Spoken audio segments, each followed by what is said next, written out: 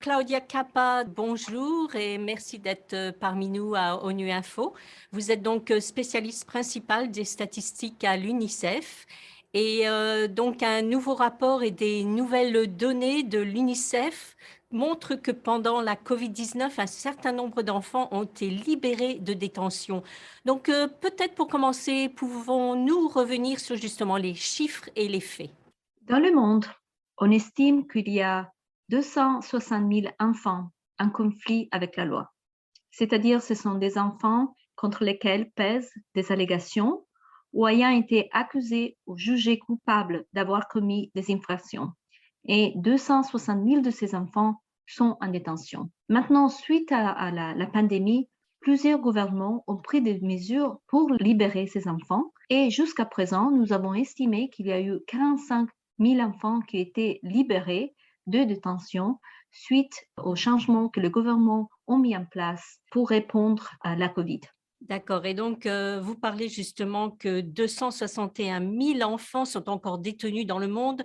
Donc, qui sont ces enfants? Les enfants détenus viennent surtout de milieux défavorisés, viennent de familles qui vivent dans des conditions socio-économiques très difficiles. Et c'est pour cela que l'UNICEF demande la libération des enfants qui sont détenus. Parce que les enfants détenus sont souvent incarcérés dans des espaces exigus et surpeuplés. Dans la plupart des cas, ils sont détenus avec des adultes. Ils sont privés d'accès à une alimentation, à des soins de santé et de services d'hygiène adéquats et sont exposés à la négligence, à la maltraitance physique et psychologique et aux violences de toutes sortes, y compris aux violences liées au genre.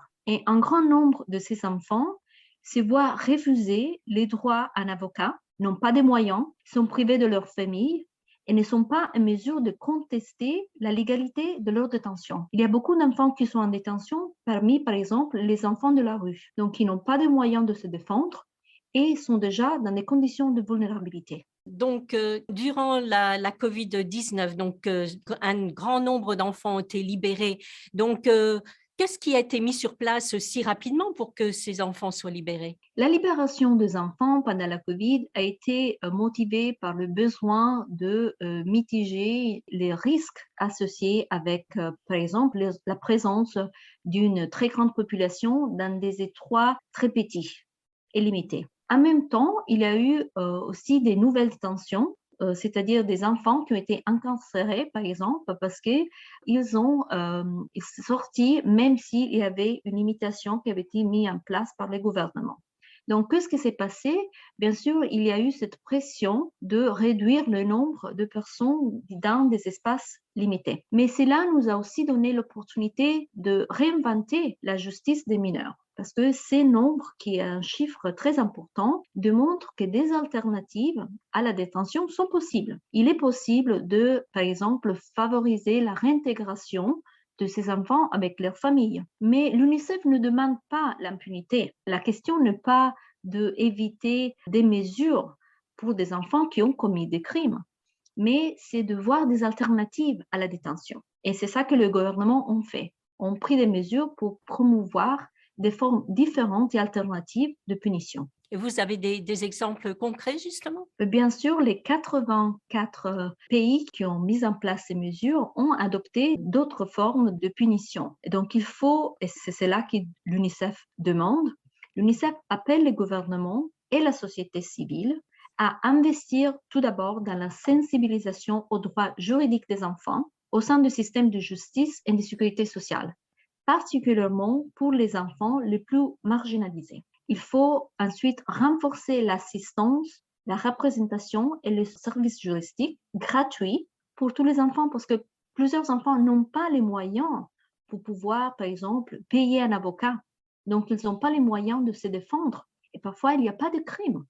Il y a la détention même avant l'établissement s'il y a eu, par exemple, un crime ou pas. Donc, il faut aussi investir sur la prévention de la délinquance des enfants parce qu'il est possible de leur réduire le risque que les enfants commettent des crimes. Des interventions, par exemple, précoces visant à réduire la délinquance des enfants et l'orientation vers des solutions adaptées aux priorités du système juridique. Et ensuite, Il faut mettre fin à la détention des enfants, notamment en instaurant des réformes juridiques pour relever l'âge de la responsabilité pénale. Parce qu'il y a plusieurs pays où les enfants peuvent être emprisonnés à l'âge de 5 ans, 6 ans, 7 ans.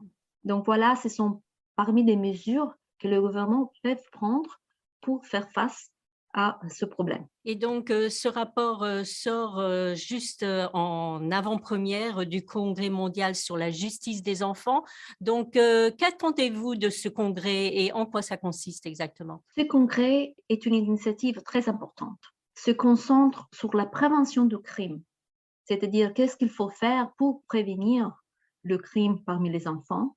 Il se concentre aussi sur les alternatives à la privation de liberté, avec une attention particulière sur la justice réparatrice, l'amélioration des conditions de détention, tant pour les enfants que pour les jeunes adultes et pour les adultes en général, parce que parfois les enfants sont détenus simplement à cause du fait que leurs parents sont en prison. Et donc ils suivent leurs parents en prison, et cela est le cas par exemple des enfants qui sont très petits, que parfois sont emprisonnés avec leur mère, tout simplement parce qu'ils ont besoin, et c'est dans l'intérêt de l'enfant de rester avec la mère. Donc le congrès aussi une opportunité d'étudier les différents systèmes juridiques qu'il y a dans le monde et analyser les tendances actuelles liées à la justice pour les enfants. Et c'est une initiative globale visant vraiment à penser à des moyens différents de gérer le problème de la détention des enfants. Et donc, en dernière question, Claudia Cappa, quel est justement le message de l'UNICEF avec la sortie de ce rapport et à l'avant-première de ce congrès? Le message est le suivant: repenser un système juridique pour les enfants qui est plus ou moins plus centré sur les besoins des enfants et sur le risque de la détention est non seulement possible, mais nécessaire. Et c'est là qui est démontré par la COVID. Donc, si on a été capable de libérer 45 000 enfants, c'est-à-dire qu'il est possible de trouver des alternatives pour les autres enfants qui restent en détention. Claudia Cappa, merci beaucoup pour cette interview. Merci à vous.